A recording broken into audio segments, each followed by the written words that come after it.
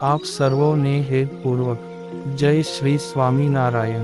આજની સત્સંગ કથા વાર્તા નિજ મંદિર સાવરકુંડલા પવિત્ર માઘ માસ અંતર્ગત આજની સત્સંગ કથા વાર્તામાં આપણે શ્રીમદ સત્સંગી જીવનની કથા સાંભળશું। પ્રકરણ 4 અધ્યાય 39।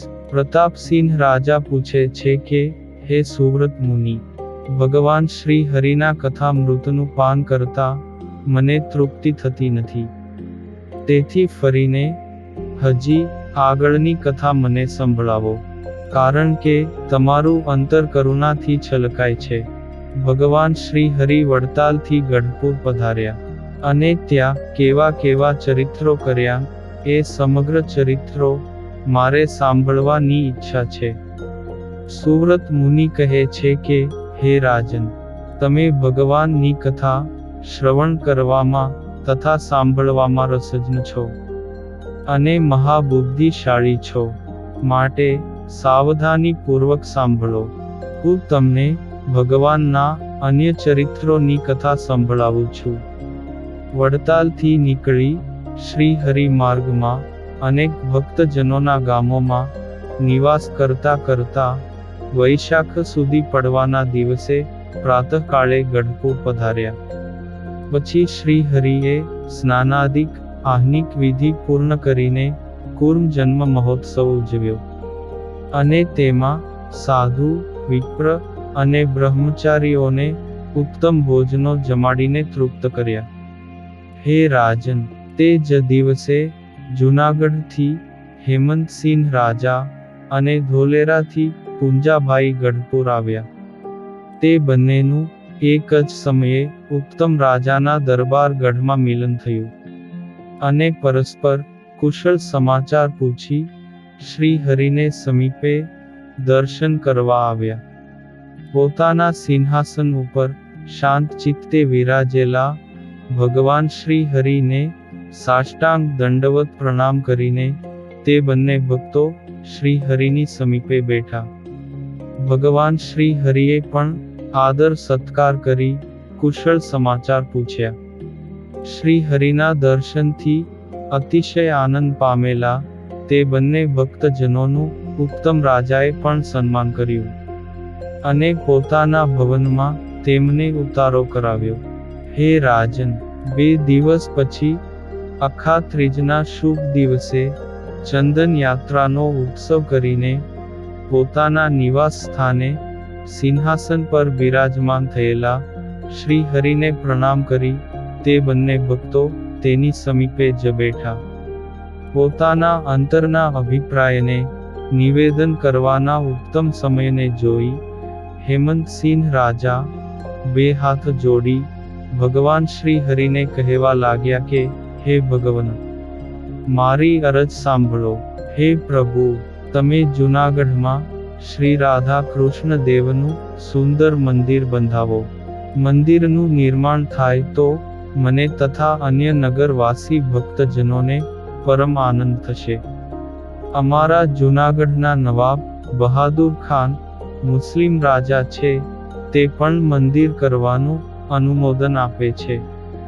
હે સ્વામીન, અમારો આ મનોરથ તમે પૂર્ણ કરો, કારણ કે તમે અત્યારે ભક્તજનોના આવા પ્રકારના મનોરથો પૂર્ણ કરી રહ્યા છો। હે રાજન, આ પ્રમાણે હેમંતસિંહ રાજાએ પ્રાર્થના કરી।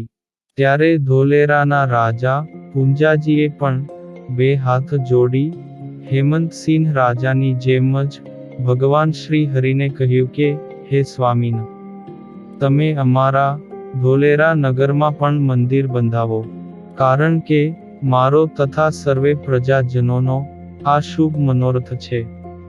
હે પ્રતાપસિંહ રાજા, આ પ્રમાણે બંને ભક્તજનોએ પ્રાર્થના કરી ત્યારે સર્વેના મનોરથ પૂર્ણ કરતા ભગવાન શ્રી હરિ મંદ મંદ હાસ્ય કરતા થકા તે બંનેને માન આપીને કહેવા લાગ્યા કે હે સુંદર વ્રતવાળા ભક્તો, તમારી બુદ્ધિ વિશુદ્ધ છે, તમે આ મંદિર નિર્માણનો કરેલો સંકલ્પ અતિ ઉત્તમ છે। અમારી પણ એ જ ઈચ્છા છે। તમારા બંનેના નગરમાં સુંદર મંદિરોના નિર્માણ ચોક્કસ થશે, ને અમે પણ ત્યાં આવી તે મંદિરોમાં શ્રી કૃષ્ણ ભગવાનની પ્રતિમાઓનું સ્થાપન કરીશું. હે રાજન, આ પ્રમાણે બંને ભક્તજનોને કહીને પ્રથમ બ્રહ્માનંદ સ્વામી પ્રત્યે કહેવા લાગ્યા કે, હે નિર્દોષ સંત, તમે આ હેમંતસિંહ રાજાની સાથે તમારા મંડળ સાથે જૂનાગઢ મંદિર નિર્માણ માટે જાઓ. હે મુનિ, ત્યાં તમે શોભાયમાન પથ્થરોનું અતિશય મજબૂત મંદિરનું નિર્માણ કરાવો. મંદિર નિર્માણનું કાર્ય પૂર્ણ થતાં અમે ભગવાન શ્રી કૃષ્ણની મૂર્તિ પ્રતિષ્ઠા માટે ત્યાં જરૂર આવીશું. હે પ્રતાપસિંહ રાજન, આ પ્રમાણે શ્રી હરિએ કહ્યું ત્યારે બ્રહ્માનંદ સ્વામી બે હાથ જોડીને બોલ્યા કે, બહુ સારું મહારાજ, તમે જેમ કહ્યું તેમ જ કરીશ. ત્યાર પછી ભગવાન શ્રી હરિ પોતાની આગળ બેઠેલા અદ્ભુતાનંદ સ્વામીને કહેવા લાગ્યા કે, હે મુનિ, તમે દરબાર પૂંજાભાઈ સાથે મંડળના સંતોને લઈ ધોલેરાપુરમાં જાઓ, ને ત્યાં પણ અતિશય શોભાયમાન શ્રી કૃષ્ણ ભગવાનનું મંદિર નિર્માણ કરાવો. હે રાજન, આ પ્રમાણે ભગવાન શ્રી હરિએ આજ્ઞા કરી ત્યારે તેમણે પણ કહ્યું કે, હે પ્રભુ, ભલે, હું આપની આજ્ઞા પ્રમાણે જ કરીશ.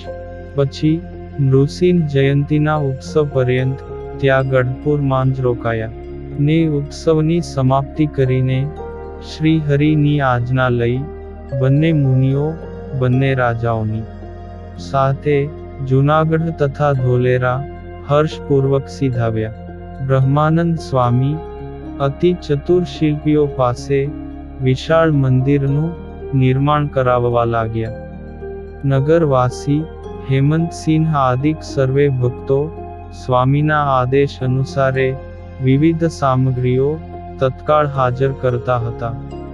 તે જ રીતે અદ્ભુતાનંદ સ્વામી પણ કુશળ શિલ્પીઓ દ્વારા મંદિર નિર્માણ કરાવવા લાગ્યા, અને પૂંજાભાઈ વગેરે ભક્તો પણ સ્વામીની સાથે ઉપયોગી સામગ્રી લાવીને સેવા કરવા લાગ્યા. હે રાજન, શ્રી હરિએ તેમના ગમન પછી પોતાના ભાઈઓની સાથે પંચમીની તિથિએ બ્રહ્મવૈવર્ત પુરાણ સાંભળવાનો પ્રારંભ કર્યો. પુરાણના શ્રોતા ભગવાન શ્રી હરિએ ભાદરવા માસમાં વિનાયક ચતુર્થીને દિવસે ગ્રંથની સમાપ્તિ કરી, અને તે જ દિવસે મહામહોત્સવ ઉજવીને માટીમાંથી નિર્માણ કરેલા રમણીય ગણપતિજીના સ્વરૂપની પૂજા કરી, અને તેમની પ્રસન્નતાને અર્થે ઘી મિશ્રિત ગોળના લાડુઓનું બ્રાહ્મણોને ભોજન કરાવ્યું. ભગવાન શ્રી હરિ નિત્ય પંચમ સ્કંધનું પણ પ્રેમપૂર્વક શ્રવણ કરતા તે પંચમ સ્કંધની પણ ધનતેરસના મંગલ દિવસે સમાપ્તિ કરી, અને વક્તા પુરાણીને વસ્ત્રો, સુવર્ણના કડા તથા દક્ષિણા વગેરે અર્પણ કરીને પ્રસન્ન કર્યા. ત્યાર પછી 14ના દિવસે પ્રભુ શ્રી હરિએ શાસ્ત્ર વિધિ અનુસારે મહોત્સવ ઉજવીને કુળદેવ હનુમાનજીનું પૂજન કર્યું, અને તેમની પ્રસન્નતાને અર્થે પોતાના આશ્રિત મુકુંદાનંદ બ્રહ્મચારી આદિકનું પણ પૂજન કર્યું.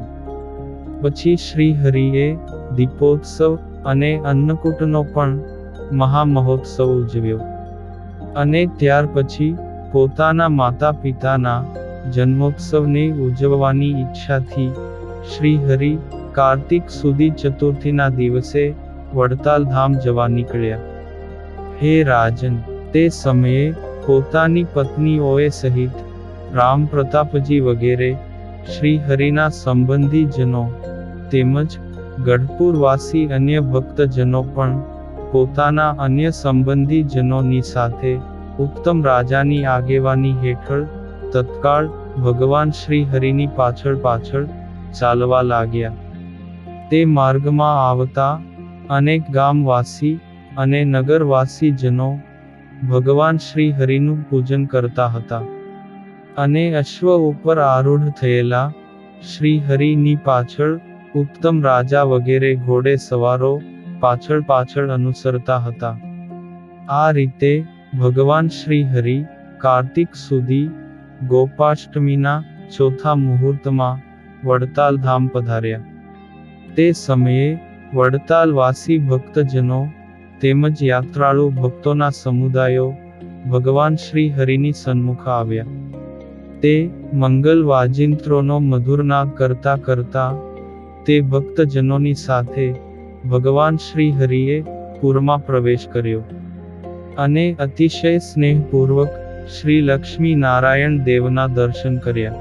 હે રાજન, ભગવાન શ્રી હરિએ પોતાના નિવાસ સ્થાન એવા શ્રી હરિ મંડપમાં ઉતારો કરી પોતાના બંને ભાઈઓને પણ ઉતારા કરાવ્યા.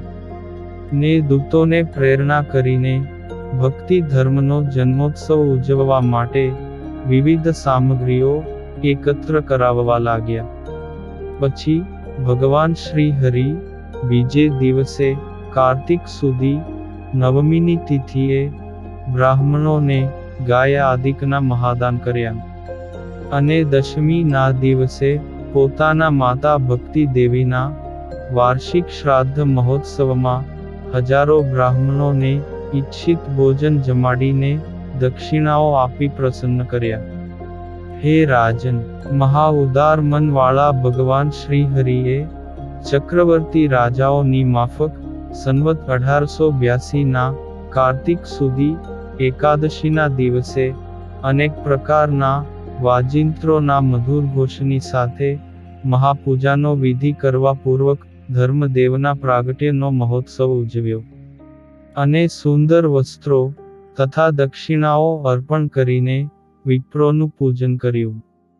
ઇતિ શ્રીમદ સત્સંગી જીવને નારાયણ ચરિત્રે ધર્મશાસ્ત્રે ચતુર્થ પ્રકરણે શ્રી હરિ ધર્મ ભક્તિના જન્મોત્સવ ઉજવીને પુનઃ વડતાલ ધામ પધાર્યા એ નામે 39મો અધ્યાય સંપૂર્ણ. અને હવે પછીની કથા વાર્તા આપણે આગળના ભાગમાં સાંભળશું. અત્યારે આપ સર્વોને ભાવથી જય શ્રી સ્વામિનારાયણ.